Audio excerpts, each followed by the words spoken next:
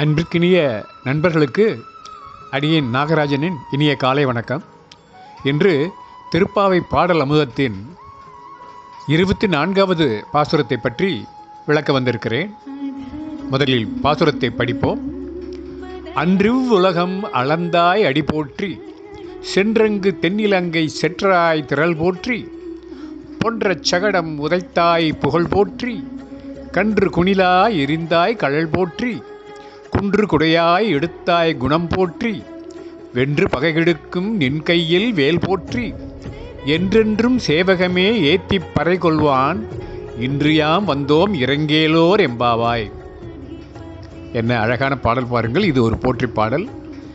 மகாபலி இவ்வுலகத்தை கைப்பற்றிய போது, உனது திருவடிகளால் உலகை அளந்தவனே நீ வாழ்க. சீதையை மீட்க தெற்கிலுள்ள இலங்கைக்கு சென்று ராவணனை வெற்றி கொண்டவனே உனது வீரம் வாழ்க. சக்கர வடிவில் வந்த சகடாசுரனை காலால் உதைத்து வீழ்த்தியவனே உனது போல் வாழ்க. கன்று வடிவில் வந்த வத்சாசுரனை தடியாக கொண்டு அவனை கபிதாசுரன் மீது எரிந்து அழித்தவனே உன் கால்களில் அணிந்த வீர கழல் வாழ்க. கோவர்த்தனகிரியை குடையாக்கி ஆயர் குலத்தவரை இந்திரன் அனுப்பிய மழையிலிருந்து காத்தவனே உனது குணம் வாழ்க. பகைவர்களை வெல்லும் உனது கையில் உள்ள வேல் வாழ்க. இவ்வாறான உன்னுடைய வீரச் செயல்களை பாடி உன் அருளை பெறுவதற்கு நாங்கள் வந்துள்ளோம், எங்கள் மீது இரக்கம் காட்டுவாயாக என்று பாடுகிறாள் கோதை. திருப்பாவையின் வேறு எந்த பாடலுக்கும் இல்லாத சிறப்பு இந்த பாடலுக்கு உண்டு. திருப்பாவையிலேயே இந்த பாடலைத்தான் தனிச் சிறப்பாக போற்றி பாசுரம் என்றும் பல்லாண்டு என்றும் சிறப்பித்து கூறுகிறார்கள். அதேபோல் இன்னொரு சிறப்பும் இந்த பாடலுக்கு உண்டு. இதற்கு முன்பே ஓங்கி உலகளந்த உத்தமன் என்றும், அம்பர் மூடருந்து ஓங்கி உலகளந்த உம்பர் கோமானே என்றும் வாமனனை பாடிய கோதை வேறு எந்த அவதாரத்தையும் விட சிறப்பாக 3வது முறையாக இப்போது அன்றி உலகம் அளந்தாய் என இப்பாசுரத்தை ஆரம்பித்து 3 அடியில் உலக அளந்த வாமன அவதாரத்தை 3வது முறையாக போற்றி பாடுகிறாள். அப்படி என்னதான் சிறப்பு இந்த வாமன அவதாரத்தில்? பக்த பிரகலானத்தின் பேரன் அசுரகுல சக்கரவர்த்தி மகாபலி சிறந்த சிவபக்தன். நற்குணங்களால் தேவர்களுக்கும் மேலானவனாக கருதப்பட்டவன். ஆனால் அதுவே அவனது கர்வத்தை அதிகப்படுத்தி தனக்கு இந்திர பதவி வேண்டி யாகம் ஒன்றை தொடங்குகிறான். மகாபலியிடமிருந்து தேவர்கள் ரட்சிக்க வேண்டி சீமன் நாராயணன் வாமனனாக உருவெடுத்து மகாபலியின் யாகசாலைக்கு யாசகம் கேட்டு வருகிறார். யாசகம் தர ஒப்புக்கொண்ட மகாபலியிடம் 3 அடி நிலம் மட்டுமே கேட்கிறார். அப்படி கேட்ட யாசகம் தர ஒப்புக்கொண்ட மகாபலியிடம் கேட்டவுடன், இந்த உலகையே கேட்டாலும் தர இயலும், என்னிடம் இப்படி 3 அடி மட்டும் யாசிப்பது சரியா என்று அகதை தொடிக்க கோரினான். ஆனால் மாதவனோ புன்னகை மாறாமல் நின்றார். இது கண்டு வியப்புற்ற மகாபலி வாமனிடம், நீ கேட்டபடியே 3 அடி நிலத்தை நீயே அளந்து எடுத்துக்கொள் என்று சொல்ல, அதன் பிறகு என்ன நடந்தது என்பதை நாம் அறிவோம். உருவு கண்டு எல்லாமே வேண்டும் என்கிறது வள்ளுவம். இறைவனின் திருவடி மகிமையை அடியார்கள் போற்றி புகழ்வதை நாம் அறிவோம். காரணம், இது இந்த பிரபஞ்சத்தையே அளக்க வல்லது. அத்தகைய திருவடி சம்பந்தம் விசேஷமானது.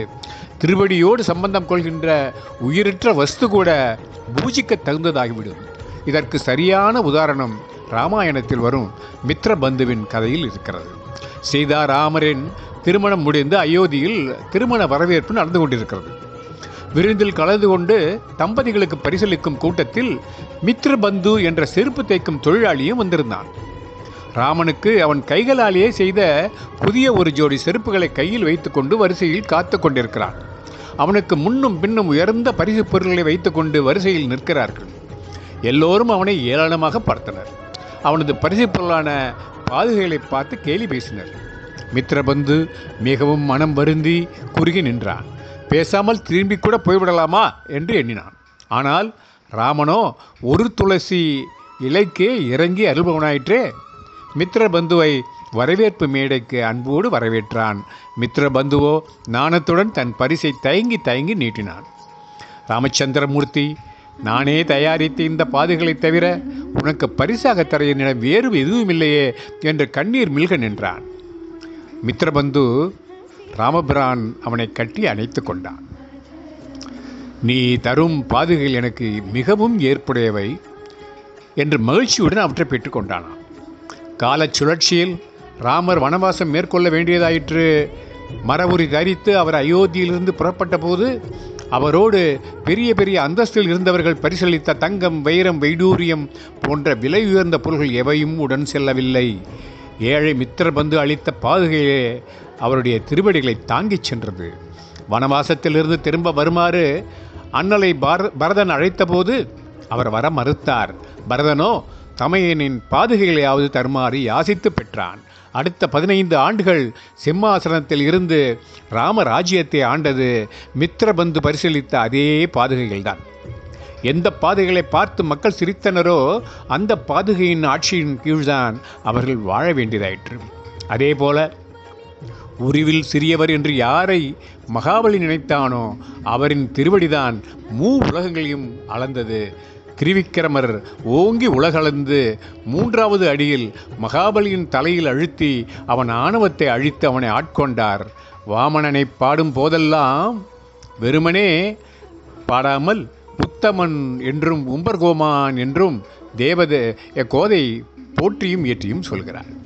மகாபலியுடன் யாசகம் கேட்டு பெற்ற வாமனன் விஸ்வரூபம் எடுத்து தன் திருவடிகளால் மூவுலகையும் அளந்தபோது அவருடைய திருவடிகளானது நல்லவர் கெட்டவர் என்ற பாகுபாடு இல்லாமல் அனைவருக்கும் அருள் வழங்கியதாம்.